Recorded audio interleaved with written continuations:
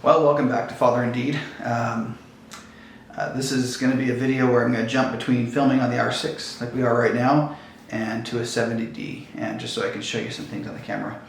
I've had the camera, let's see, for a few days now, since Thursday of last week, and it's Monday the 31st of August.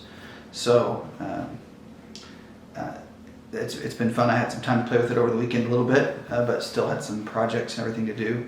So not a ton of time, but hopefully this review gives you a little bit of idea from an enthusiast perspective. I'm definitely not a professional. So, and again, I filmed the portion on the 70D already. I already noticed that I'm not looking at the camera.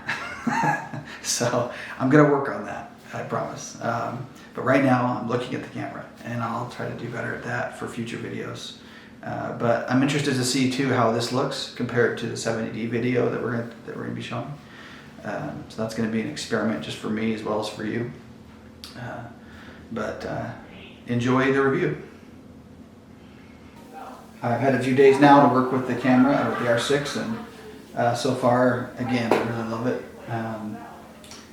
I'll probably throw up some images and everything of what I've taken, but if you really want some technical details and you want some input from the professionals, go to the to different YouTubers that specialize in that. I'm definitely not going to specialize in that. I've got a full-time job, and this is just something I do for fun. So go to Jared Poland, go to the Northrips, go to Peter McKinnon.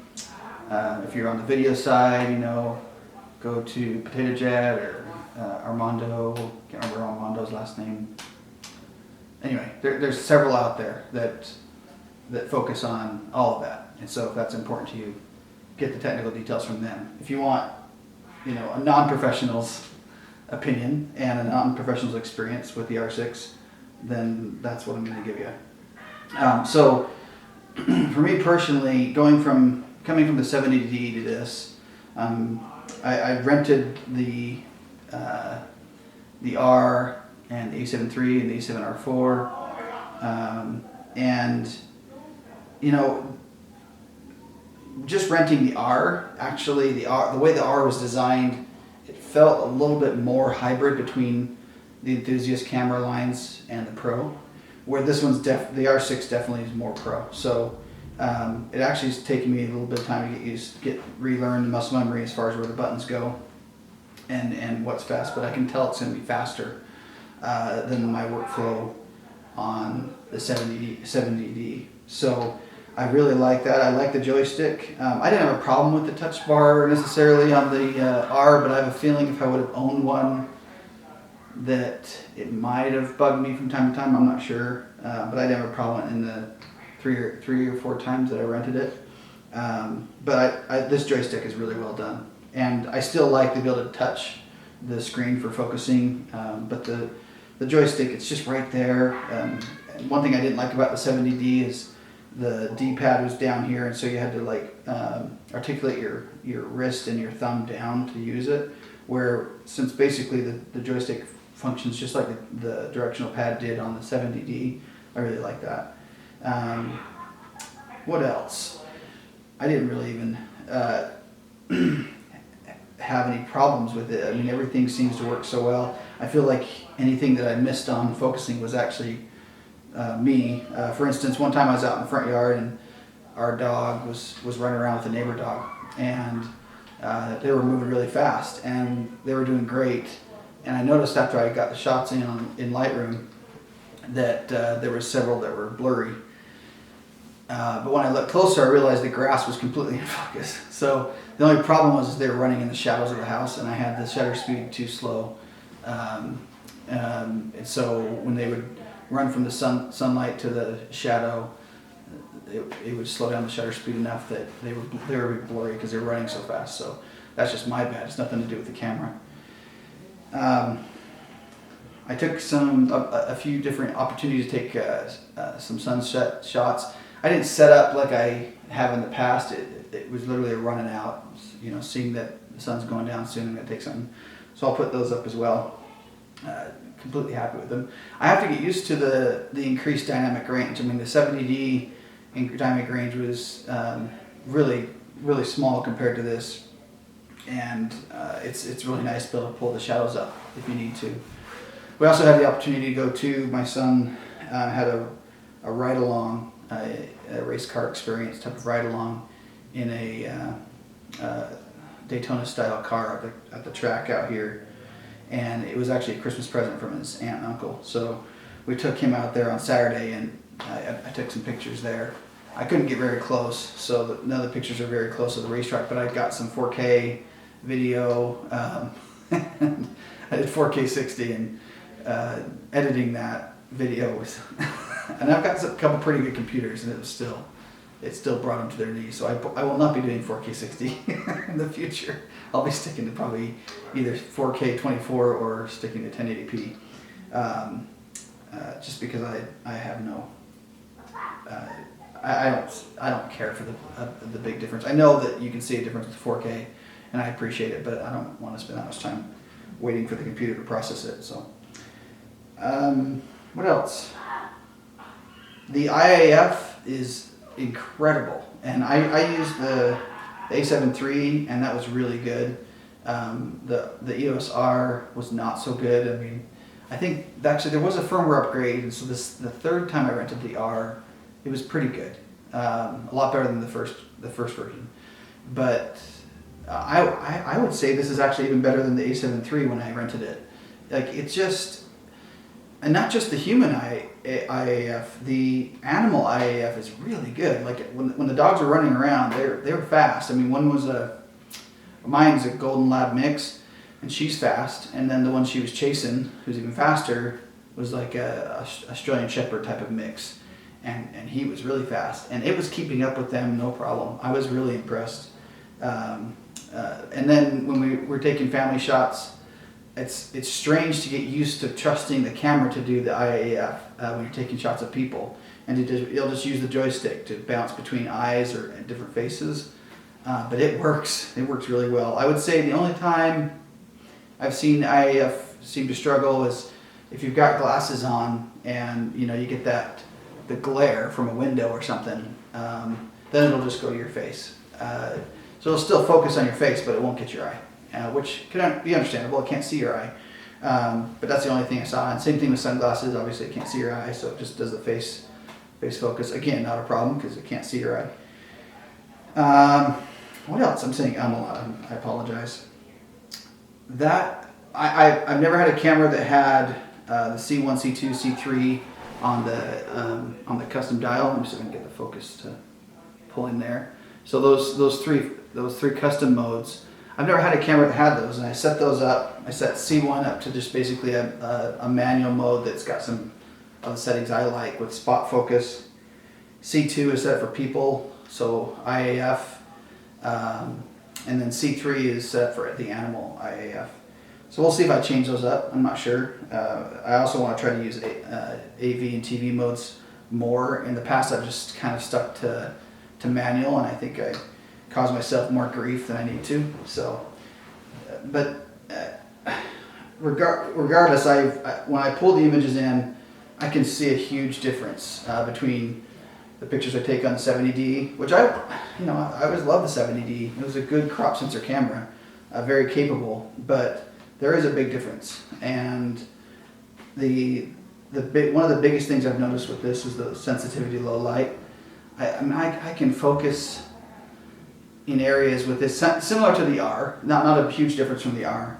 The low light sensitivity is incredible compared to that crop sensor that I'm filming on right now. So that's a relief, because that's one of the reasons I wanted a full frame, was to have a little bit better low light sensitivity. I haven't had a chance to print off anything yet, and I probably won't for a few months. I mean, I print off things, maybe professionally print, I should say, maybe once or twice a year. So it's usually when we do family pictures, or if I do a big vacation and I want to print something off that we want to put on the wall. Other than that, we have a little printer that's just 8.5 by 11, and I'll print stuff off on that. So once I do that, then I'll report in on that. But again, you could probably get a more timely response from the professionals out there that are checking how the prints look. But the resolution looks good. I have no concerns about that. I love the dual card slots. Love it. In my primary slot, I've got and this is the first time I've tried a Sony memory card.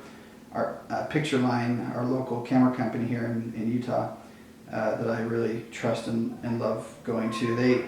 They suggested the Sonys as a little bit less expensive than the SanDiscs, and apparently just as fast. So my concern, of course, was the durability, because I never had a SanDisk fail on me. I know SanDiscs can fail, but they've never failed for me. So for me to try a different brand was hard, but at least, you know, I had some recommendations. And then my backup is a 64 gig SanDisk Extreme Pro. So the primary is 128 Sony UHS-II. It's the less expensive, the V60. I think there was one that was a step up from that.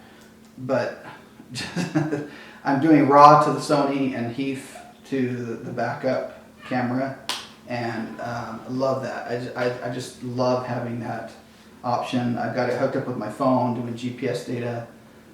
All that's been great. So while I'm talking, I'll put up some of the images I've been taking with this. But I wish I wasn't so busy right now, because I can't spend as much time taking it out as I'd like to. But yeah, I probably have about 1,000 images on it right now. So, you know, getting there. But it's going to be probably a few more weeks before I feel like it's totally natural in my hand. But the dials too, it feels like a big upgrade. Obviously it is in a lot of ways from the 70D. Everything feels, it's got a satisfying click, and it feels strong and durable, and I love that. Something I did notice that I didn't expect is the app performance. Now, I won't say the app's perfect as far as the connectivity. I wish it was a little bit more resilient in how it reconnects over Bluetooth. That's one thing that I wish. But still, compared to the R and using the app, the remote shooting option, like even just the remote shooting with using the Bluetooth functionality, is really good. Like, it is fast and responsive. If you go over Wi-Fi, I feel like it's a little bit more delayed, but you have more features. You can adjust all your manual settings in the Wi-Fi mode, but in the Bluetooth shooting mode, you can pretty much shoot. You can switch between video and audio, and you can control the camera playback feature, so you don't see it on your phone. To that, you have to go back and connect to wireless, which makes sense. But I like that feature. I like that Bluetooth remote shooting, because it's really fast. So I can set it up on a tripod and go sit in the car if you want to stay out of the bugs or out of the cold or out of the heat, for that matter, and take some shots without having to leave. That's really nice, and it works really well. I was really happy with that. GPS and everything, tagging on the photos look good. I love the rate button. So on the back here, I love having that rate button. So if there's something, if I'm reviewing stuff and I notice that I hit something really well and I want to flag that in Lightroom when I import it, I love being able to just toggle through it. Press it 5 times if you want a 5-star it. I love that. Other than that, I can't think of anything else. I can tell you this in general, I don't regret the purchase. I love it. I can tell that I bought the right camera. I was wondering if I'd missed the screen on top, because the 70D has the screen on top and the R5 does. But honestly, for me, I probably only ever used it in a very limited fashion. Basically, if the camera was on a tripod low and I couldn't easily see the screen or didn't want to flip out the screen, or yeah, that's about it. I think I didn't use the top screen a lot. Maybe I've used it to check the battery. I guess that's one thing I used. I used it to check the battery. So for this one, you need to wake it up and check the screen. But it doesn't bug me. Like, it makes sense that there be some differences between this and the R5, and I think they're sensible differences. So, anything else? I don't think so. I've connected it up with USB-C and pulled pictures off on my MacBook, and that works flawlessly. It moves off pretty quick. I was pretty pleased with that, and I've had some big files. The 4K video I did was 30 gig. I think it was 30 gig. No, it was 6. I can't remember. I think it was 12 or 13 gig. And then by the time I exported it from Lightroom, it ended up being a 30 gig file because of the format I chose. We're going to scale it down. We don't need to keep it that big, but it's just good family memories. But anyway, that's it for now. Sorry if you wanted to hear more. Just let me know in the comments what you want to hear about. Again, I'm not a professional, so if you want the technical details and all that, I'm not going to compete with the professionals out there like Jared Pollan and those others that go into every nook and cranny of these things. I'm just going to tell you what my personal opinion is and my likes and dislikes. I guess I should say if there's anything I don't like. Man, I can't think of anything. I guess there is one dislike. Okay, so in the menu system, if you want to enable HEIF instead of JPEG, it's not clear. And I found this out not from the manual. I searched the manual and couldn't find a clear reference to turning on HEIF, even though I'd known from other videos that it was an option. But if you go into the menu system and it's under the camera settings in the menu system, and maybe I'll try to see if I can get a video of this so that it's something I can show. I don't have a way to record it, but I can maybe just hold it over there. Well, I'll just try to show it to you. But it's this, let's see if I can get this to focus. Let's see here, a little close there. Okay, you see that HDR PQ, it's not focusing, HDR PQ setting, it's HDR PQ settings. So when you turn that on, that's what enables your JPEGs to be processed into HEIF instead of JPEG. I couldn't find that anywhere in the manual. Maybe I missed it. I could have. I looked in the paper one that you get. It's like a Bible, and then I searched on the online one, and I couldn't find an ability to enable HEIF, even though I knew the camera could do it from research before I bought it. So that was the one thing. And there's some things that if you have that on, you have to disable it. I'm trying to remember what those were. I can't remember. Sorry. Like I said, not a professional. I would have been taking notes and stuff if this was a professional type of review. But I still want the HEIF file. I want the better compression. I want the raw data that comes along with it. But you get some better compression than you do with JPEG.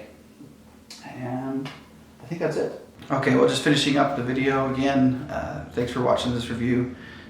If you had some questions or comments on the thoughts I had, go ahead and post them in the comments below. If you didn't like my video, put that down there too. I don't care. If that's what brings you pleasure, bring it. But if there's something that you think I could do better, then for sure let me know. But if you just enjoy criticizing, then you can do that too. That's up to you. So thanks for watching and have a good day.